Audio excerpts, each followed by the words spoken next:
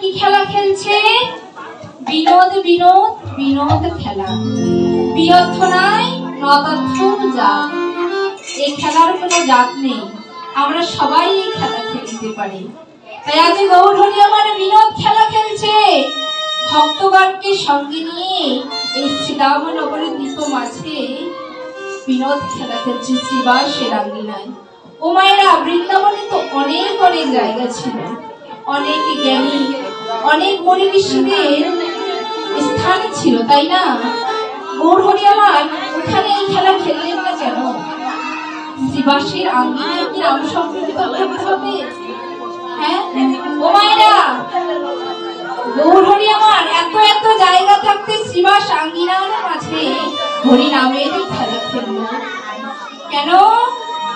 শ্রী অর্থ সুন্দর, বাস অর্থ স্থান। যেখানে সুন্দর স্থান সেখানে গৌরহরি আমার বিরাজমান। যেখানে সুন্দর স্থান, আমাদের মনটা যেমন পবিত্র স্থান, আমাদের দেহটা কিন্তু একটা মন্দির। আমাদের দেহটা যেরকম মন্দির, দেহের ভিতরে কিন্তু মন রয়েছে।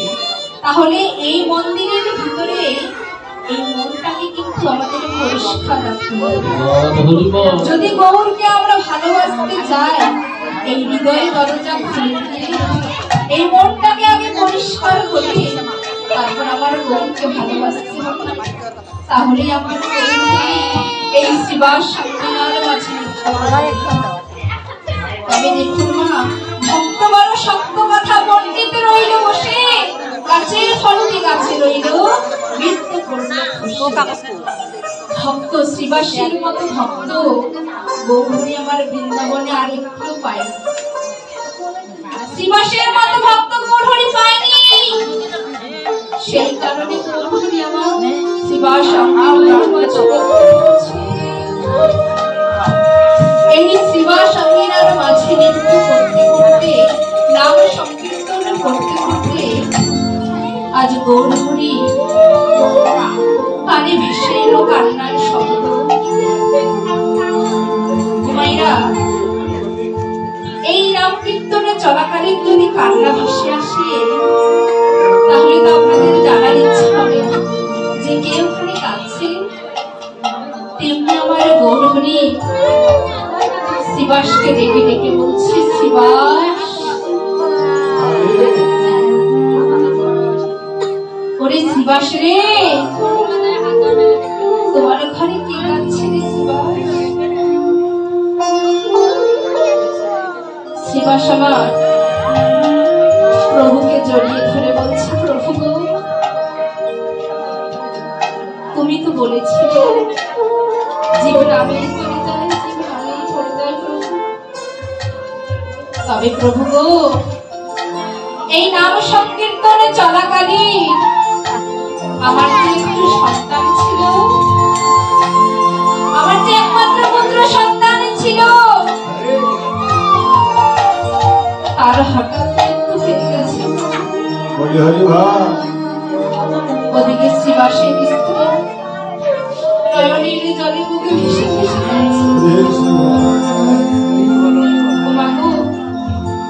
মা বাবা বেঁচে থাকতে যদি সন্তান আগে চলে যায়, তাহলে সেই মা বাবাই বোঝে সন্তান হারানোর যে কি ব্যথা, সন্তান হারানোর যে কি ব্যথা। শ্রীবাসের স্ত্রী গুনগুন করে কাঁদছে, হে গৌরহরি, হে দয়াময়, মনে হয় কত জন্মে কত অপরাধ করেছি প্রভু, সেই কারণে আজ তুমি আমার পুত্রকে কেড়ে নিলে প্রভু। তবে প্রভু গো, তোমার কাছে আমার একটাই মিনতি প্রভু, তুমি তো আমার পুত্রকে কেড়ে নিয়েছ প্রভু গো, তুমি তো আমার পুত্রকে কেড়ে নিয়েছ, কিন্তু এই অধমাকে তোমার চরণে শরণ দিও প্রভু। দেখুন বাবা, যিনি অন্তর্যামী ভগবান, যিনি সর্বকারণের কারণ, যিনি সৃষ্টির স্থিতি, যিনি পরমেশ্বর সচ্চিদানন্দন, তিনি সবকিছু জেনেও না জানার ভালো করে শ্রীবাসকে বলছলে, শ্রীবাস তুমি তোমার মৃত্যু সন্তানের পাশে বসে কাকে দিয়ে তুমি এসে ভক্ত সন্তানের মাঝে কাঁদছো, তুমি এসে ভক্তি সন্তানের মাঝে গড়াগড়ি দিয়ে কাঁদছো। বলে শ্রীবাস রে, তোর মতো ভক্ত আমি কোথাও পাইনি। শ্রীবাস প্রভুকে জড়িয়ে ধরে বলছে, প্রভু গো, প্রভু গো,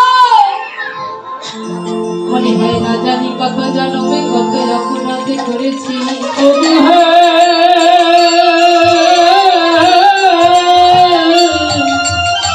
ও প্রভু, না জানি কত জন্মে কত অপরাধ করেছি, সেই কারণে তুমি আমার পুত্রকে কেড়ে নিলে। প্রভু গো, তুমি আমার পুত্রকে কেড়ে নিয়েছো, তাতে কোনো দুঃখ নেই, তাতে কোনো ব্যথা নেই। তবে প্রভু গো, তোমার কাছে আমার একটাই মিনতি। তবে প্রভু গো, তোমার কাছে আমার একটাই মিনতি। প্রভু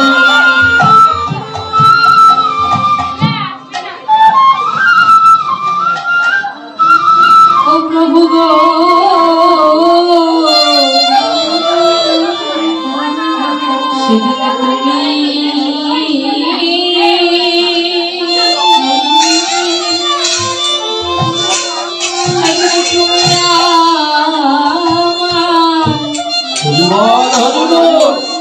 সেদিন তুমি আমায় করে করিও,